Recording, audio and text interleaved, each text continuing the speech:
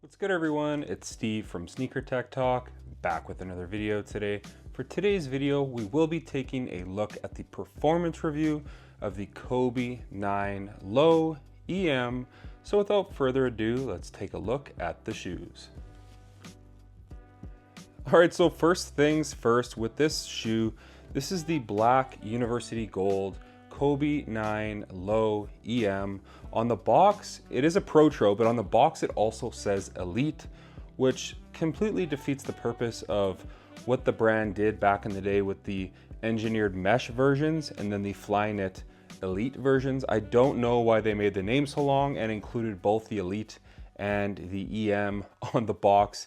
But as usual, some of the stuff Nike does is a little bit questionable. But you know, I played in this shoe for around 8 or 9 hours. Honestly, that's kind of the longest I could get away with wearing these. There's some decent things about this shoe, but then just some that just don't work for my playstyle and maybe just my age at this point.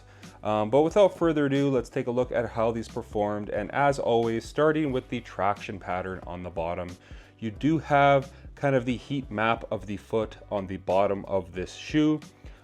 Just like the originals, these perform great on court. They have a pretty loud squeak. It's not a performance feature, but you get that feedback. As far as stopping power on clean floors, these are like an absolute 10 out of 10.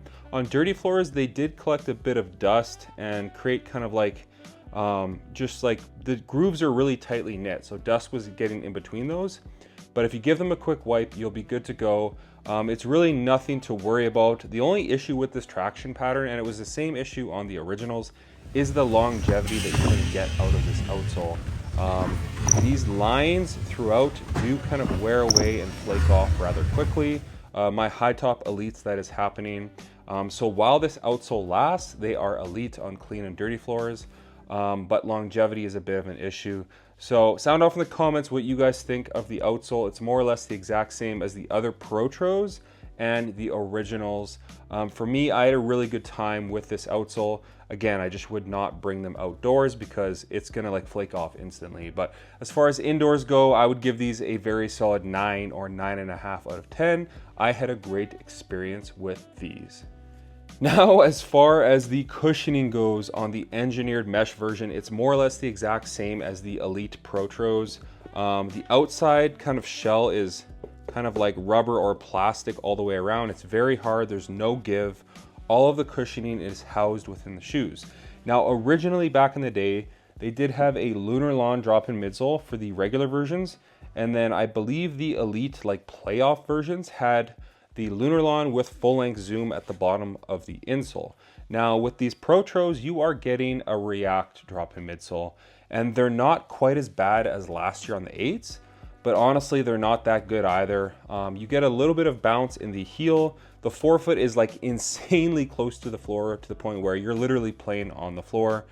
Me being in my mid-30s, it is a bit problematic for me at my age and just wanting more out of a shoe. You know, if this shoe had full-length Zoom Strobel and this drop-in React midsole, these would be like amazing.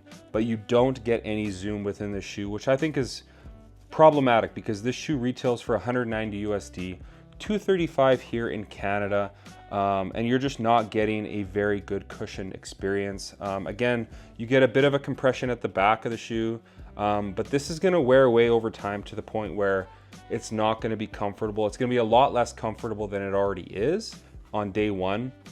And I get a ton of people in all my videos, well, just pop out that drop-in midsole that Nike puts in it, throw in, you know, the 808 Ultra 5's drop-in midsole, the Sirius player only drop-in midsole, or the Zion drop-in midsole. And something that I think a lot of people are failing to realize, or maybe you do realize that you just don't care.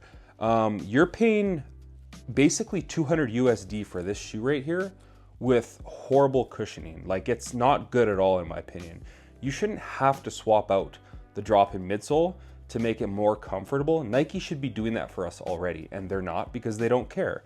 They're taking the easiest way out with these Protros as possible. I am happy to see with the 3s that they added a Cushlon midsole and full-length Zoom Strobel. That's awesome. But where was that on the 8s and the 9s?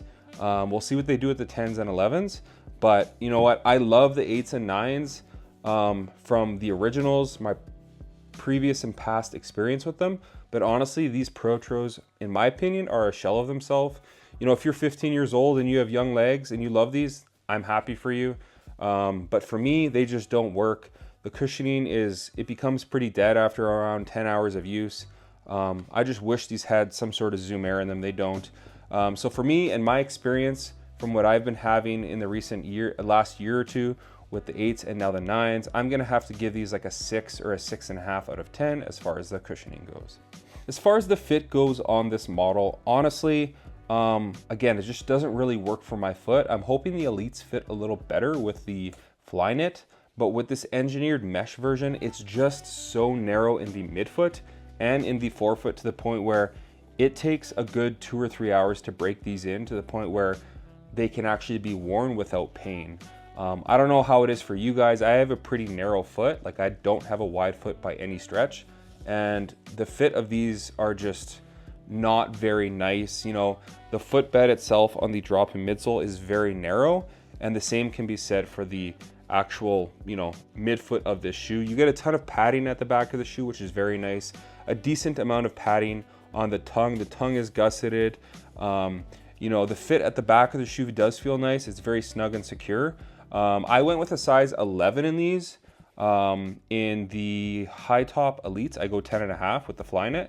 It just fits different. There's a lot less padding at the back where it pushes your foot forward.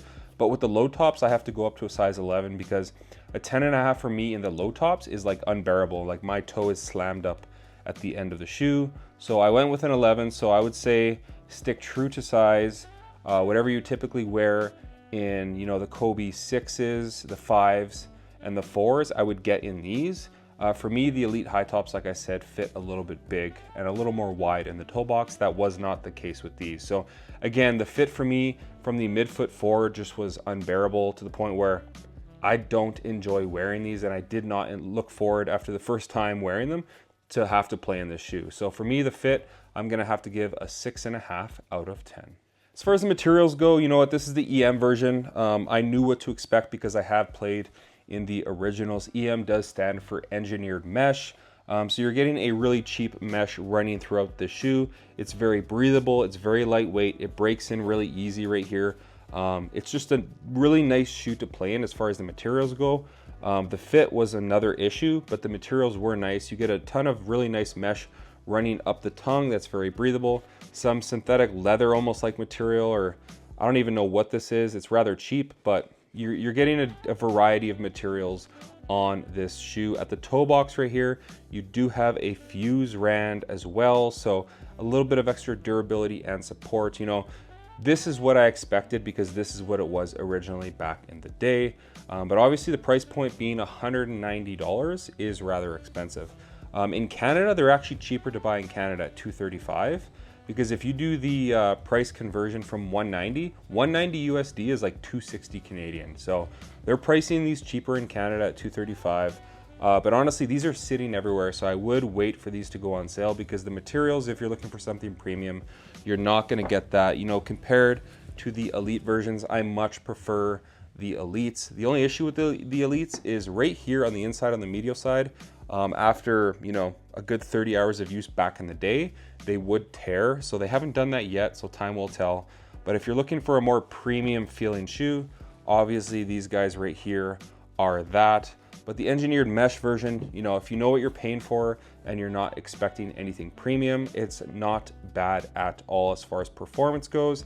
And that's why these are going to score a decent 7.5 out of 10. As far as the support goes with this shoe, this is a very supportive basketball shoe in the Kobe 9 Low EM. You have an internal TPU heel counter. You have this plastic portion that wraps up on the lateral and medial side right here. At the back, it really cups your foot in. It's very, very, very rigid at the back of the shoe. And that plate kind of runs down into the forefoot on either side. These have pretty good torsional rigidity at the midfoot right here.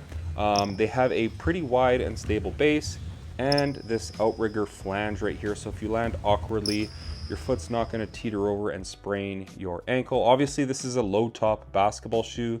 They also do have fly wire cables that do run down into the stroll board on both sides of the shoe. So it does hug your foot nicely on either side when you really snug up those laces. So for me, this is a very supportive basketball shoe. You don't get support from the high tops. That is just more or less a placebo. Like, there is no more support in this shoe than these guys right here. Obviously this has carbon fiber, but honestly a plastic TPU on the side does more or less the exact same thing. So as far as the support goes on the Kobe 9 Low EMs, I would have to give these a very solid 9 out of 10. And then really quickly, as far as the weight goes, again, this is a US size 11 and these come in at 14.5 ounces. It's more or less average for my size and my shoes. So really, they don't feel heavy in hand or on foot. If anything, they're a little clunky at the back as far as the weight goes with all that plastic. But once you have these on foot, they're definitely not heavy at all. I do think they're a little heavier than the originals, but honestly, when you have them on foot, it is a non-issue. Then really quickly, as far as the design and the colorway goes on these guys right here, I love the design. I've always loved the Kobe 9 lows, whether it be the 4s, 5s, 6s. The 7s were kind of hit or miss, but the 8s and 9s I also loved. So I've always loved that they did offer you like a cheaper version with the engineered mesh back in the day, and then the Elites had the Flyknit. I just wish that these performed better. The standout features on this shoe right here are definitely the traction. The traction performs amazing while it's on the outsole. Eventually it does flake off. The upper, even though it's cheap, it performs well and it's very breathable. It's pretty durable as well at the toe box. And then the support is just very, very nice on this shoe. The biggest drawbacks are definitely the cushioning and the fit for me. It just does not work for my foot. I think I'll coach in these or maybe wear them casually outside, but I can't say that I'm going to be bringing these on court again. But I am excited to see the low top Elites come out in the Beethoven colorway. Really quickly, you know, here's the low top EMs and then the high top Elites. Two very different shoes, but also very similar as well. Between these two, what do I prefer? The high tops all day, and I usually don't care for these high tops, but compared to how this shoe fits my foot, it's a no-brainer. I love the materials better, the fit's better on these compared to these for whatever reason. I think it's because of the materials, just the way they fit my foot.